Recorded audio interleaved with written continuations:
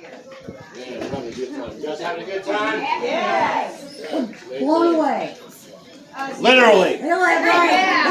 Stacy's carrying those buckets again. They were looking a little heavy. I know, me too. I was ill prepared for this chilly weather. Me too. I was like, oh, it's going to be 71. Well, I didn't think about it. Is that because nice guys finished last? Hey, is that because nice guys finished last?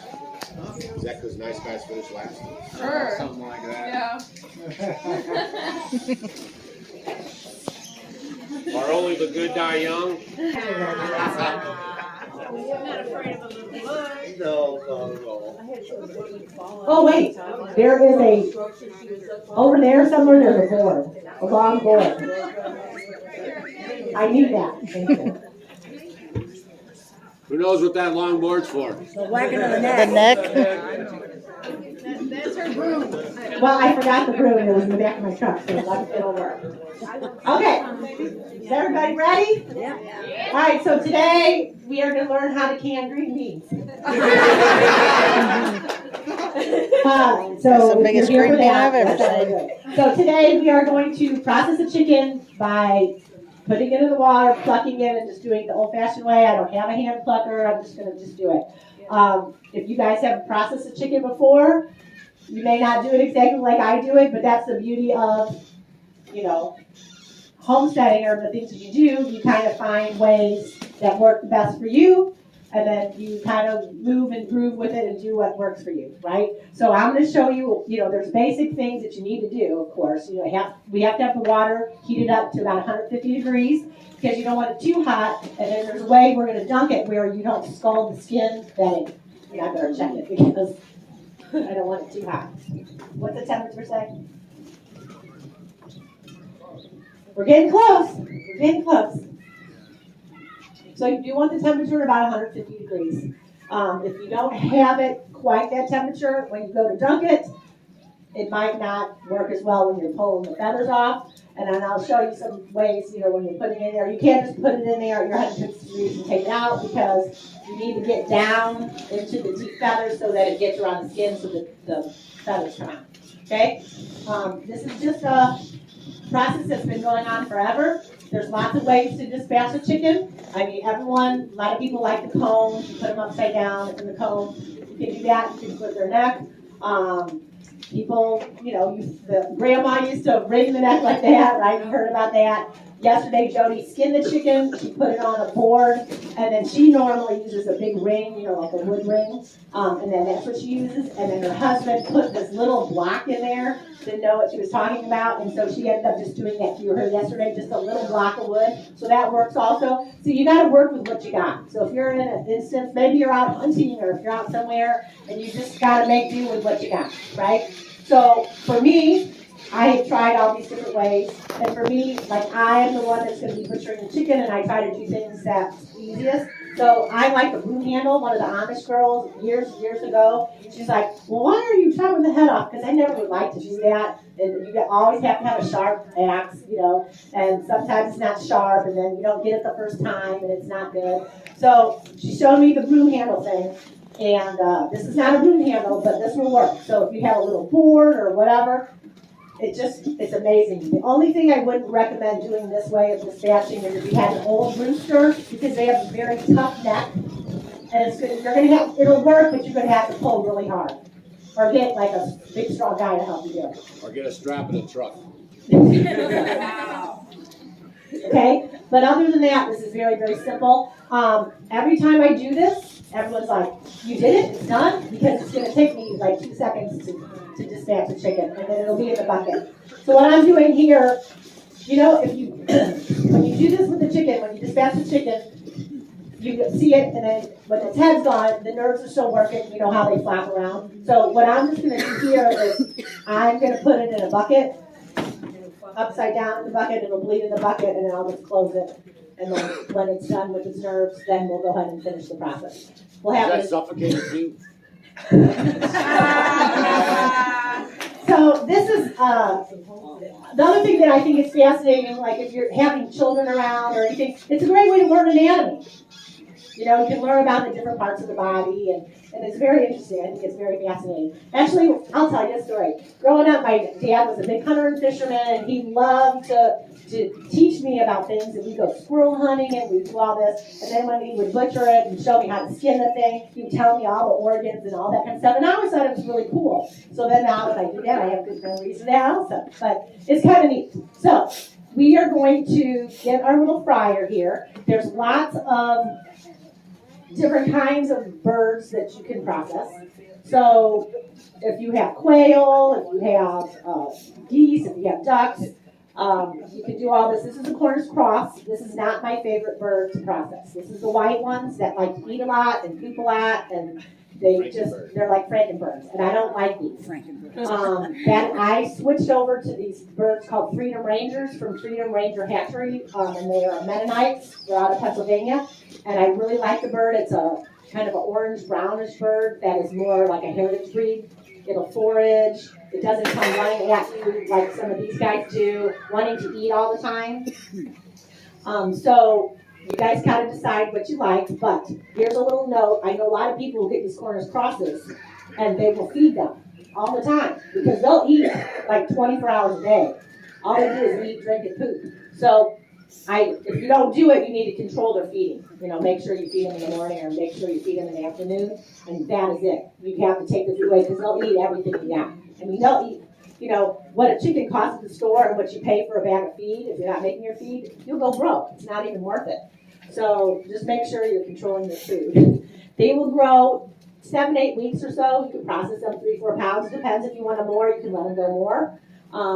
If you get your chickens, when you get your birds that you decide you're going to butcher, you want to make sure that when you're ready to butcher day, sometimes you're going to get a little bitty chicken. Sometimes you're going to get a bigger chicken because you have your boss ones that push them away, and the other ones don't get to eat as much. So those you might want to wait and save for another day, or you can just butcher. It's up to you. For me, because it's me butchering it, in the beginning, I would butcher 50 birds, then 30 birds, you know, all in one day. It might be me and one other person. And it's a lot of work. It wears you out. So I got to the point where, for me, just as a homesteader, if I want to do some, let's say I got 10 fryers, I might go ahead. One day I'm going to do 5, and then maybe in a week or 2 I'll do 5 more. Those are the smaller ones. So I do it where it works for me. So you guys got to look and see how it is for you. If you get a big group of people, I was telling some people, if you're here yesterday with Jody when she was butchering the chicken. In the beginning, you're going to have a party. You're going to have all your friends come and help you butcher. It's a great time. You're bringing cocktails over. You're having a barbecue and all this kind of stuff. It's a great day. Oh, we do it. It's great. I can have all these people help me. They'll probably help you one time, and they're never going to help you again. After that, you have to do this year after year after year. And especially, let's say you are just raising regular chickens with eggs. You can't expect to have eggs forever. After the first couple, 2-3 years, they're going to start not producing very much. So what are you going to do with all those chickens? And I know a lot of you guys still have your chickens that are 7 years old, right? But you need to process those too. And those are good to use for bone broth. You know, you can go ahead, butcher them, save them whole, and then those you can put in pots and use to make your bone broth and your soups and stews and things like that. So you don't want to let anything go to waste. And I know the Amish will definitely, they go ahead and they'll butcher their chickens every year pretty much so that they don't have to feed them through winter. Okay? So think about that. If you're even getting chickens, what are you going to do with them? You know, you're going to be paying for feed for these chickens, and they're 3, 4, 5, 6 years old, and they're not doing anything. So think about that also. Okay? So those chickens are good for the bone broth because they're not going to have much meat. These are bred that have a lot more meat on them. And actually, I was telling Jody, these have been the nicest fryers that I've had in a long time. They're very well mannered. They've been very nice. So these guys, I'm probably thinking it's about 4 pounds of meat. You'll see it after we get done butchering it. Can you tell me, Tara, what does the temperature say on that?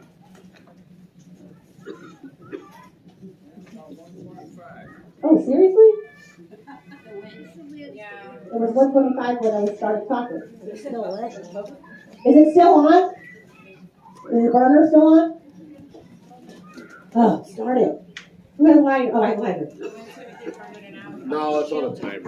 It shouldn't have been. That thing shouldn't have been staying on. Here, here's mine.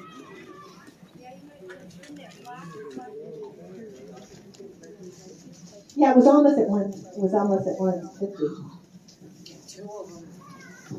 So, how many people right now have fryers right now that you're getting ready to butcher? I know I talked to a couple of people. Is it your first time going to be butchering them? Or you've done it before? Okay. All right. So, it's good to be prepared when you're starting to butcher. So, make sure that you have like a water station. So, here's the thing. Most of you guys are on grid. I don't have like pressurized water because we're on rainwater catchment. So, what I do is I use buckets. But if you're somewhere, an area maybe you don't have water source, then you can do it like I am. But if you have a hose, definitely, have your hose. You can clean off your station in between, when you're processing and all that with your hose. But for me, I just have buckets. So I just have buckets of water, and then I'm going to dunk and clean. I have like bowls that I have out to clean my hands off. I have another bowl that I'll put my gizzards and all that in. And of course, I forgot that, but you can just imagine when I take everything out. So just make sure you kind of have an organized station. You want a table. You want to have, which is probably one of the most important things, is a sharp knife. And then these what is it? What kind of knife are these? It's just called Mora knife. Yeah, I get these. These are amazing. They're very sharp. They can butcher quite a few chickens in a day without having to resharpen it. And they're only $12. Jeremy has them over there in the rabbit booth over there at Independent Clickers. But I love these knives. So they're a very, very nice, good knife to get. But make sure you have a sharp knife or you have your sharpener near you if you have quite a few chickens that you need to butcher. Can you spell Mora. And they're Swiss? Yeah, they're made in Switzerland. Yeah. And then he's got a bunch of them in any color you want over there. And they're carbon steel. It's the rabbit guy right there. Yeah. I got Yeah. Made in Sweden. Yep. $12. They're only $12. Yeah. They're cheap. These are made, and then you can even put it on your belt. Yeah. So sharp knife. Okay. So. If you don't use a Cornish and you do a meat dual purpose meat, Yes. how long do you wait for them to process it usually? A lot of times for me, it depends on how big you want them. I could just look and see. Yeah. I know there's a lot of the dual purpose birds. You could go ahead and, save some for your egg layers. And then if you need a chicken, like, grandma's coming over for dinner in a couple days, I think I need chicken. Then you can go out and just process it and pick it up and feel like they got some, meat in the breast and all that. And then looking good, I would do that. Yeah. Okay. Stacy, can you buy those Freedom chickens from Pennsylvania Uh-huh. and They'll mail them to you. make them, raise them, no, not for layers, but for meat?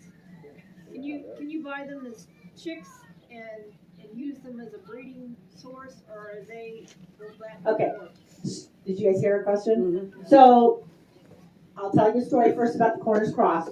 Cornish cross has been bred to just get really big for meat. However, it's still a chicken.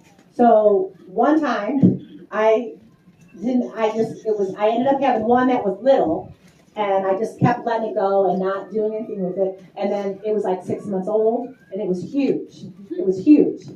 And it started laying eggs. So they can lay eggs, but you don't want them to get that big. They get big like a turkey.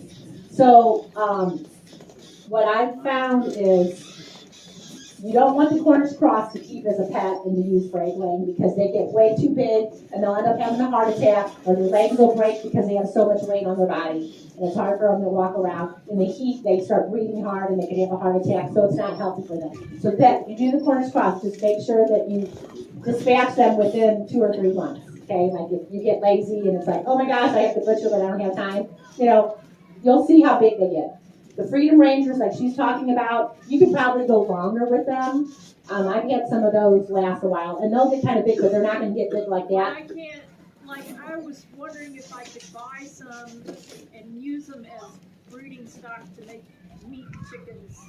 And breed them with like a regular heritage breed. Yeah. Yeah, you probably could do that. Yeah. Because I saw on their website, they don't have anything available until the fall. Oh, seriously? Yeah. Wow. They've sold out. Y'all, you snooze. Wow. As soon as you lose. That's it. Yeah. And we're well into getting chicks and stuff. Yeah. Yeah, see, I ordered from Cattle Hatchery I wanted some Brahmas and some Cochins chickens, and I've been waiting for a while. I have to go 2/3. I got some that that weren't with the put inside them, they weren't shy. And I did that with some of the red ones. They weren't red rangers, but they were some kind of rangers. Yeah. If that's what it is. I have some Jersey Giants, black Jersey Giants, so they're in there together with them. And they're giving me eggs and they're producing chicks. Right. So I kept them a little longer. I've had them for probably a little too long, about 8 months. Okay. And they're giving me eggs Yeah. that I can reproduce to Yeah. use as breed stock because I've got a Jersey Giant black. Because the roosters will definitely be for them. Yeah, you would definitely do that. Keep one or two. But just know, eventually you're going to have to get the eggs, and then you're going to have to butcher them. Once, Yeah, Yeah. but I wanna. But after 6 months, I'm trying to do at least some action. sure. Because I think that would be the ideal chicken. Yep. Oh no, they're good. I let mine out. They run out when I open the coop. I just let them go out. I kept them with my other chickens because they were really actually pretty good. Okay. So, yeah. Okay. Are you ready? You want to meet the star of the show? Well, It's like an execution here. no, it's not.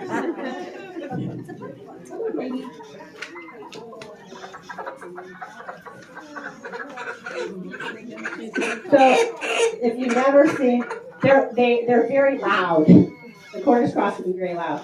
So this is the Cornish cross. She's very, very meaty. I can feel that she'll make some good meat. And basically, what I'm going to do, where do I want to go? You might want to back up.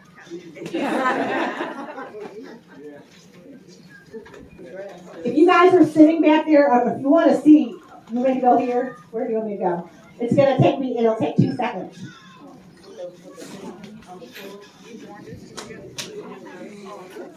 Can someone just bring that bucket over here? Yes. Thank you. Take the lid off.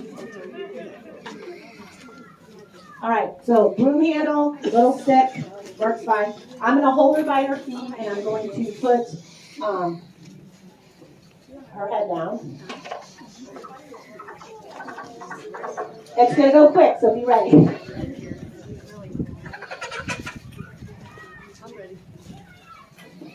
Okay, just go like this. Are you guys ready? Because it's going to happen quick. Say yes. Yes. Oh, wow. Wow. That was crazy. See what I mean? Stacy, you wow.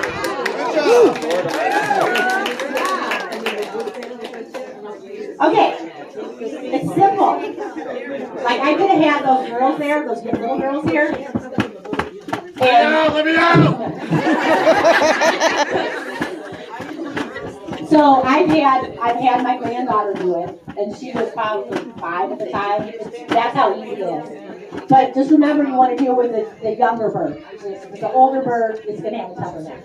But you just have to pull a little harder. Just know that. In a rooster, you have to pull super hard or have a man help you do it. Okay? Okay. All right. Not hard, was it?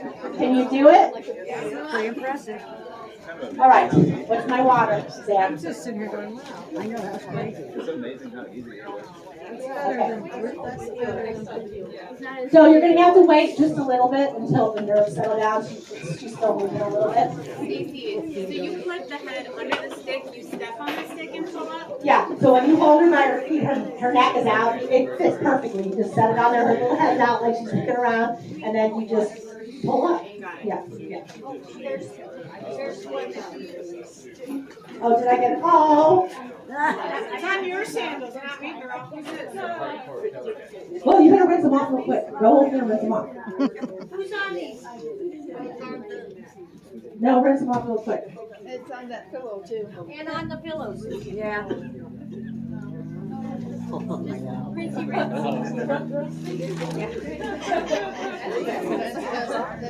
What if I didn't get it in my pants? Every year I get it underneath. Or my dress or whatever I'm wearing. Okay. The wind went this way. So, a few years ago, and this is probably the biggest nugget you're going to get. When you butcher chickens, there's a smell to it after you butcher quite a few, and you can't get it out of your hands and your fingernails for a couple days, and then you don't want to eat chicken because you butchered so many and the smell is just kind of there. So someone told me you need to wash your chickens before you dump them. And I'm like, what? But I'm telling you, it's the most incredible things. My hands don't smell. I can eat chicken that next day or whatever, and it's incredible. So I have always done this. So if you have a hose, I would get my chickens and just have someone hold them and wash them really good. But actually, I like to dunk them in the water because it really gets down deep into it. Because the thing is the dander that you get from the chicken, the poop, and all that kind of stuff, this way you kind of brush it off and wash it off before I dunk them. Because when you have, like, these fryers are notorious for, they get all bald here, they're laying in their poop sometimes, you know. I mean, you can clean and put straw in there, but they eat so much and poop so much, it's kind of hard. So they usually get bald here, and they're kind of messy. So if you clean them before you put them in the boiling water, because when you stick them in the boiling water, it kind of smells. So this was a step that I will never stop doing again, and I'm telling you, you'll love it. It works very well. Someone have a question? I missed the chicken washing.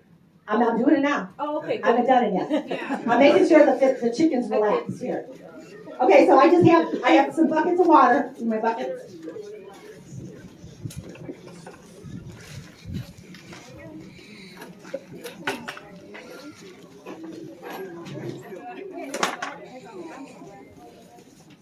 So all I'm going to do is take my little girl and I'm going to put her in the water and I'm just going to shake her off really good, clean her off. And I'm just dunking her up and down, up and down, up and down. Cleaning herself. She got her little bath.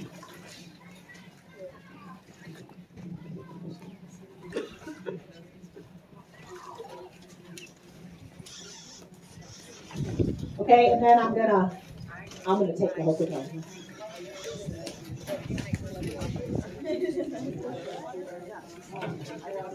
Okay, you guys good? If you want to watch, you can come over here. Yeah. Yeah, these turkey fryers or whatever that you can get at the feed stores or anywhere work great for this.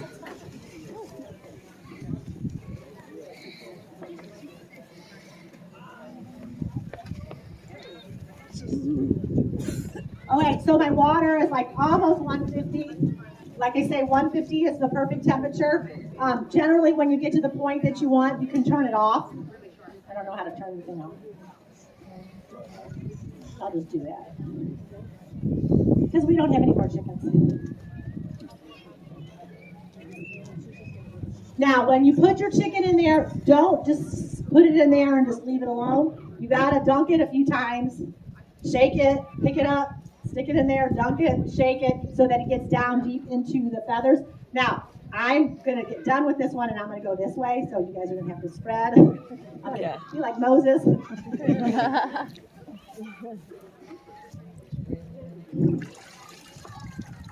Okay. You guys ready? Yep. All right, so I'm going to stick the chicken in there. I'm going to shake it. And the trick is, make sure you get all the way down here because you don't want to be not being able to pull these feathers out here at the leg. So you want to get all the way down to the feathers of the legs. Okay. And if you want to test, see how even the feathers just came off? Oh, wow, yeah. Split. She dripping chicken.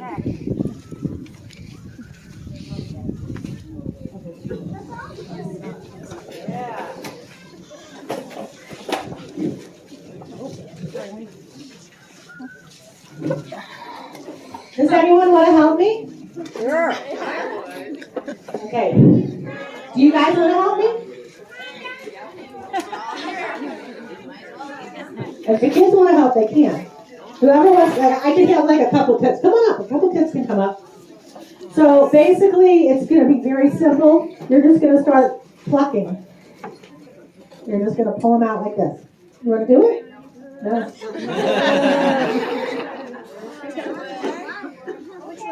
Go here. Come around. Go through here, honey. And then while you're doing it, I like to go as quick as you can because you don't want it to cool down. You want to just pull a few? Just try. You can just do a couple. Pull. And when you're pulling, here's a little note. See how the feathers go this way and they're pulling this way? It's easier to go the opposite way. Go this way. See how I'm doing that? So pull this way. Pull it. Okay? Yeah, nice. Pretend like it's a race. See how fast you can do it. Now, it's really important that you have a bucket that you can put the guts and all the junk and the feathers. So you kind of have a clean work area. So I'm constantly, putting the stuff in here. And I have our friend, because on a chicken, where they go to the bathroom, there's like a line between it. So the egg comes out one side and the poop comes out of the other side. So where the egg comes from, it's like an assembly line. It's so cool. You'll see a teeny yolk at the very top. Then it gets a little bit bigger, Then you can kind of start seeing another egg forming, and then it gets bigger, and then you might have a full egg, and then another egg, and then it keeps coming out. So they're constantly, when they're fertile like that, that's how it is, and it's so cool to look at. So a lot of times you'll be butchering, and they'll have a bowl filled of eggs that are ready. That was like the egg that was going to be laid like the next day. It's pretty cool. Okay. What I do is, you see this part here, the little tail? Our friend Noah, he calls that the oil can, when the birds go back and then they're pruning their feathers. They kind of get that oil and that'll prune their feathers. I leave the feathers on and don't take those off because I'm going to cut this off. So that's just less work for me. Okay? You guys are doing good. Sure. Aren't my helpers doing good? Yeah.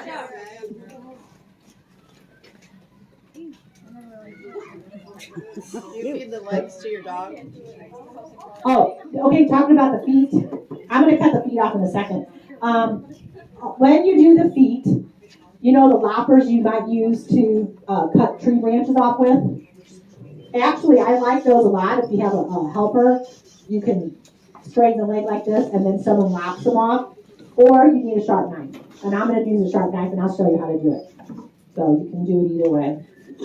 But with the feet, you can make dog treats, or the feet are incredible source of collagen, and they're excellent to put in your bone broth. Okay?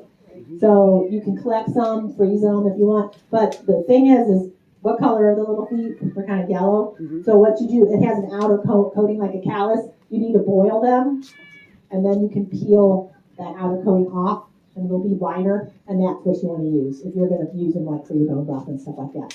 But the people can give their dog the treat with the membrane on it, but some dogs might not touch it, but once you take that membrane off, they'll definitely like it. Or what I do is, like, have you ever been to those Treats Unleashed, those really foofy dog stores and stuff? They sell these for $1 or $2 a piece. All you have to do is put them in the dehydrator for a couple days, and you'll have a great dog treat. A lot of people cut the toenails. You just use the scissors and cut the toenails off, because sometimes they can be pretty sharp. So that's your choice too. Hey, nobody ever asked, or I haven't heard anything said about salmonella. Is that a thing with our good hens, or is that just a Okay, she asked a good question about salmonella. So, if you go to the store and you get chicken, you're freaked out. You gotta fumigate everything. You don't want the chicken to touch anything or anything. This is my chicken I raised. I know it's very good. The smell of it's different. Everything about it is different. Even my beef from the store compared to this, I have no problem with that. If you're having good sanitary conditions and you're raising everything right, yeah. No. The first time I learned to butcher, I learned to butcher on a rusty table. Cutting it, doing everything like that, you know what I mean? I'm going to wash it off, and it's going to soak, and it's fine. Yeah. You're still alive. Yeah. Darn stores. I used to take the feet and make collagen like I was doing Yes. bone broth. Yes. But the smell was horrid. When you boil them? I know, I just bought it from Asher, like this big frozen box of feet that are all tangled together. And they smell? When I made my broth out of it, Oh. it was a foul smell. Did you put anything else with it to help the smell? Did you put garlic and onions? No. Just do that next time. It could help. But generally, it's not that bad. Okay. I mean, it smells a little bit, but yeah, I always like to put other things with it. Make your house smell good. Because everything has that kind of smell. Yeah. Garlic and onions will save everything. So does it smell right now? No. If I didn't dunk it, it would have kind of like that. I'll say I did a It little would bit have at kind of the a, beginning. there's only one smell. It's like a chicken processing smell, but it doesn't smell. My hands, just a little bit, but not You have to give them a bath after you get their neck off. Okay, and then you just want to make sure kids are good at they're doing a really great job getting all the stuff off. When you guys are done, you can go soak your hands in the water. Is that bucket? Is it over there? Oh no, this one. You can use this one right here. Ready to go back. Roll your sleeves up, baby. Hey, what would happen if you put Redmond's real salt in your water where you cleaned it? Well, what I'm going to do is, yeah, I mean, you can do that if you want to do that. I'm going to put this, but I don't have it now. I put the salt in. We're going to let this set for 24 hours. I cannot eat this right away because it's going to be tough. Okay? So remember that. I'm not going to, I mean, I could, but it's going to be a tougher chicken. And this is a very tender chicken. If you process like a regular chicken, it will be tougher because it's been running around and all that kind of stuff. These chickens, usually you kind of keep them in an area. But you want the meat to be wonderful. You need to let it relax. The thing is you want to get all the, let the muscles relax. You want to put it in cold water so that you can get the heat out of the body, because a lot of times, here's a big mistake a lot of people do, is they'll get to this point, they rinse them off, and then they'll go ahead and put them in a bag and put them in the freezer, which is the worst thing you can do because it takes a while to get that body heat out of the inside. So like my thing to do is if I have to butcher chickens in the winter, if you stick your hand inside of there, it's really warm. It takes a while for all that, the meat and everything to kind of cool down. So make sure you set it in water till it's cooled quite a few hours before you put them in the freezer, okay?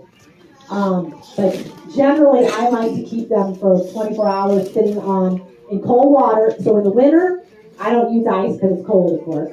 So I put them in a bucket, or I have a cooler that I have, and then I put cold water in there because it just comes straight from our rainwater catchment. And then if it was warmer, like now, I put a little ice in there, and then that way I'll keep it cool and I'll just let it set for 24 hours or so, and then I'll freeze it. Or I'll prepare it and cook it, however you want to do it. Okay? Or let's say it was ready to go. Well, here's a couple of scenarios. Like I'm thinking about like Thanksgiving, if I have turkeys. Generally with a turkey, I'll process it, I'll let it sit and hang out. I might let it sit in there a day and then maybe put some salt on it, let it sit in the refrigerator with some butter, and then I'll cook it. And then it's usually really, really tender. Some people, if you just even wait overnight in the cold water, then you can put them on the freezer if you want to worry about them later. Some people cut them up. You want to fry them up, however you can cut them in pieces. For me, I'm lazy. I always like them whole. I like to make like the rotisserie chicken or cook the whole chicken in the sun oven or put it in the stove or however. So I like my chicken like this. Okay? Now, for time purposes, I didn't get all the little feathers off. I'll do that later. But what I want to do is show you how I get the feet off. So we have the neck or the gizzard. People like that. Some people like to keep this on and then just bake it, and people like to eat it because there's a lot of meat in there in between the bones, so you can kind of nibble on it. So if you want to keep this, you can keep it. For me, I have a dog on a raw food diet, so what I do is a lot of times I cut that off, and then I'll save that with the other things that I'm going to save. So it's your choice. So what I'm going to do right now, I'm going to keep this on, okay? All right, now a few more feathers. I always said this is like, like the turtlenecks that you wear or a cowl neck sweater. That's what's around here. So you want to kind of open this up. And then right here in the neck is what I was talking about is the craw or the crop. And there's nothing in it. There's no food. But if there would have been food in there, you can feel it. And it's like a very thin membrane kind of sac. And if you open it, you can see seeds in there, or you can see feed or whatever. And don't tell me, I've had some ones that I butchered that were like, it was this big, like in their neck. But you can pull it out, and if it breaks and explodes and you're freaking out, oh my gosh, there's food and everything, just stick it in the bucket or rinse it off with the hose. It's going to be fine. It's okay. Okay? All right. You ready for the good stuff? Mm-hmm.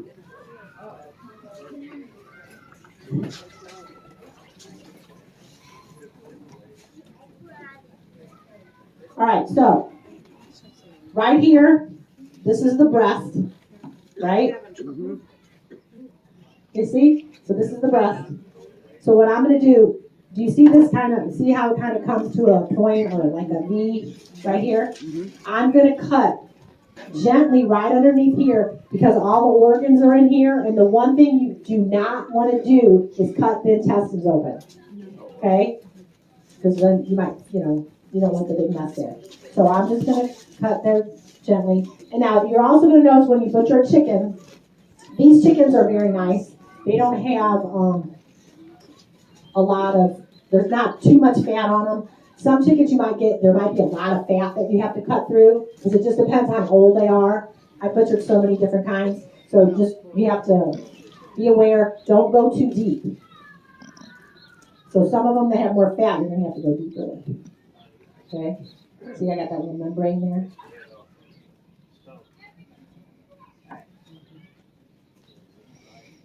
All right, see how it just opened right up? Hello, everyone. Can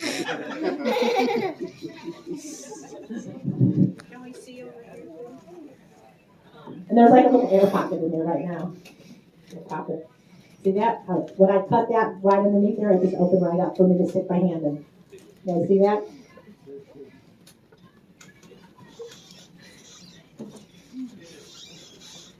All right, so then what you're going to do, I'm going to take these off.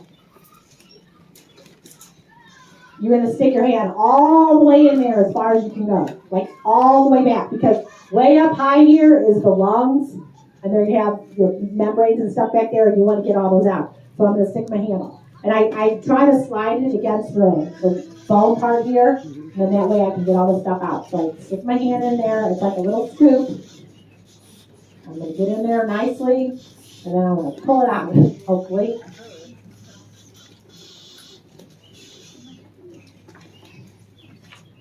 And up there is the heart also. That's what you want to get, is the heart. And I got the heart. And I'm just going to pull it all out. And then you're also going to grab like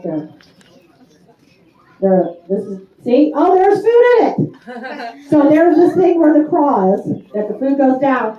Did you see this membrane? Yeah. Oh, I did it so perfectly. So you can see, I'm so excited. Look at it. It worked.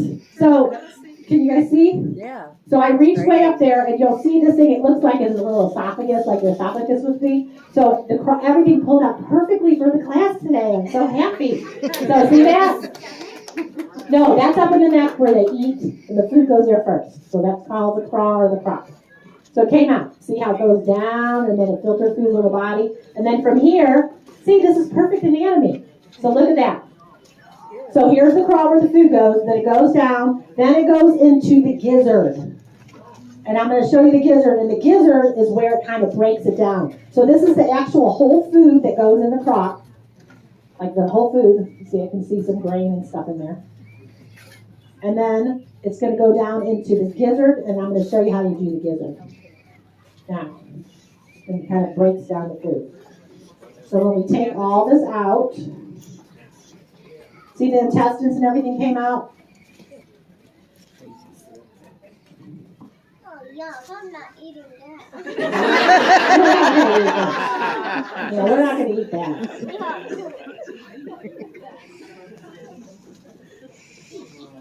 Okay, and here's a little note. You know about gallbladders? Oh, yeah. Okay, do you see? And it looks different. It's this little, like, dark green, black thing sticking out. You guys see that right there? Right there? Yeah. No, come here, Noah. I've been talking about you. Come on over. Come here, Noah. Say hi to Noah. Say hi to Noah, everybody. Hey, so here's the gallbladder. Yeah, it'll contaminate all. It's got the bile in there, and we just want to cut it out. So I'm not going to touch that. I want to get rid of that.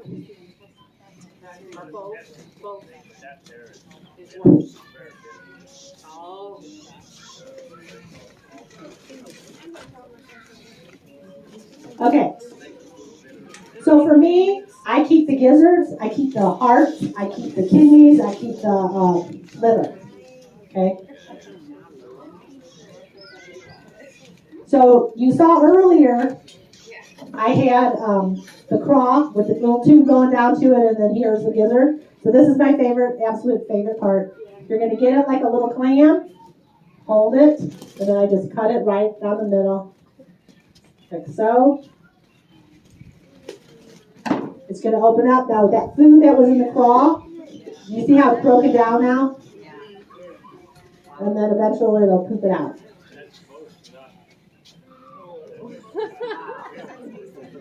This is the gizzard. The gizzard. You guys had fried gizzards before, right? Yeah. People love them. It's like a yummy delicacy.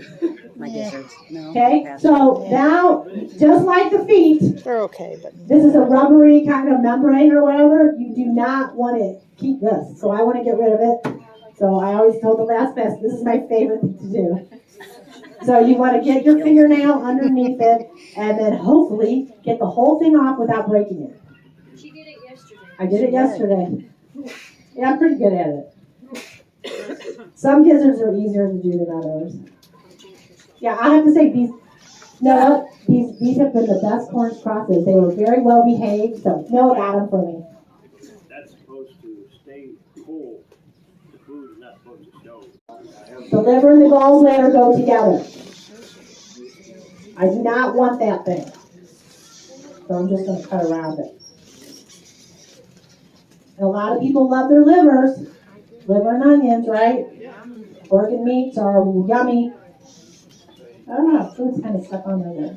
Okay, good enough. Okay, so there's the liver. Okay, and then I'm just going to get rid of that. Make sure everything is cleaned out of there. Now, I don't want to keep this here. I was telling him about the oil can. You know how to cut it out. Sure, you taught me.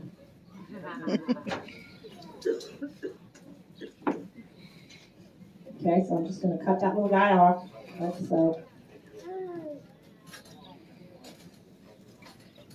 So I'm just going to cut all this like loose skin off, and then we're going to be almost done. And you're going to be so sad, aren't you? Yeah. Do you feel empowered, think you can do it?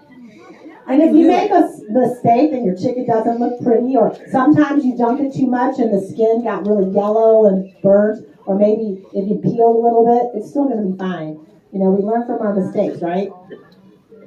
And then you're going to do so many fryers, you'll get pretty good at it. Why do they call it the oil can? Because that's where they get the oil to prune their feathers, the birds. Okay, you said that already. I forgot. Yeah. Sorry. Okay, and then you're going to clean it off really good.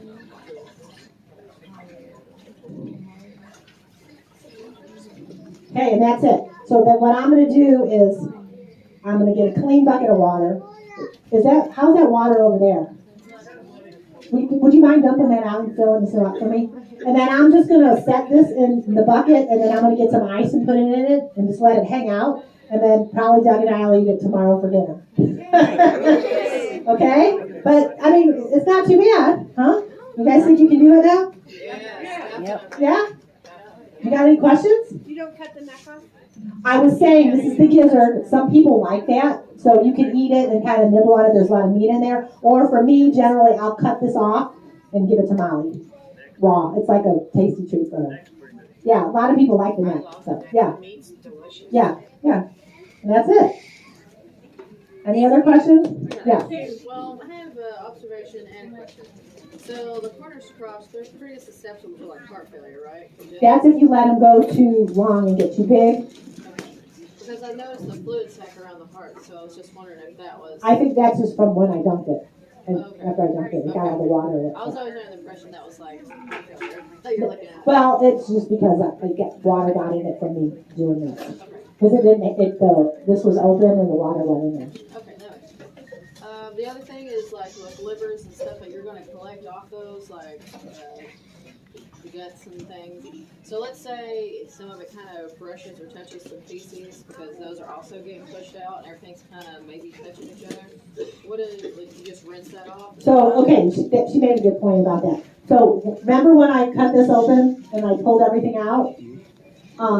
The intestines are down here. That's why it's good if you cut at the V here. and then that will kind of open up, and then you can pull it out, and then really pull this out, because the intestines, there's poop in there, and if you cut that, the poop will get out. So I just make sure I'm very careful, and then I'll clean all that off really good. And if you're concerned about it, just maybe give that to a pet or something. And, Could you just wash it off? Sure, yeah. I mean, I've done that before. Yeah. It just comes out. And generally the poop is just kind of really whole. It's better than when it normally comes out of a chicken. It's very whole. Yeah. It's easy, you just can brush it right off. Yeah. So since he's not going to take it for his kids, are you just going to compost it, or are you going to tell us about which part, other than the neck, to feed to the dogs? Well, for me, like, I'll do for a lot of this right now. Probably right now, Molly, I'm going to give this all to Molly because she misses us. But if I have enough, if I have a bunch of chickens, I'm going to save this, and then you'll have enough for a meal. But I only have one chicken today. And then the compost, we just have a compost pile. You uncover it, put it in there, and make sure you cover it good, because you don't want to leave it out there because you'll get animals and everything else coming. So make sure you cover this up. Okay? I always eat my organ meat. Yeah. Organ meat is great. You could. I'm just giving you options. Like, nothing should go to waste. You can go to the pigs, it can go in the compost, you could. Depending on site, because what we heard this morning with soil, or the worm, it wouldn't, if that, you get too much a ratio of meat in your compost. There's hardly any meat in there at all. It's on a small ratio. Oh gosh, no, everything else, you get so much more of your vegetable matter. No, not at all. Okay, I got you. Not at all. Yeah. Because I'll do like 20 at a time on my chicken. But I will tell you, I have done it where you've done so many birds and you're exhausted and you go to bed at night, and I left my bucket outside. The cats, there's nothing left but some feathers. So honestly, nothing will happen. You'll get rid of all that. All the guts and everything will be gone. The cats eat everything. So they can eat it raw. The pets, your pets can eat organ meat raw. Well, but if you have a sensitive dog with a sensitive stomach, maybe they'll get diarrhea or something. If you're concerned, then maybe you could cook it. If they have an old dog or something. But yeah. And you put that bucket, everything in that bucket in the compost pile, feathers and all. Oh, sure. Yeah. Learning stuff. Feathers are great. My dog loves to eat feathers. There's a lot of nutrition. Like, animals will eat the fur from a rabbit and the meat. Did I get what?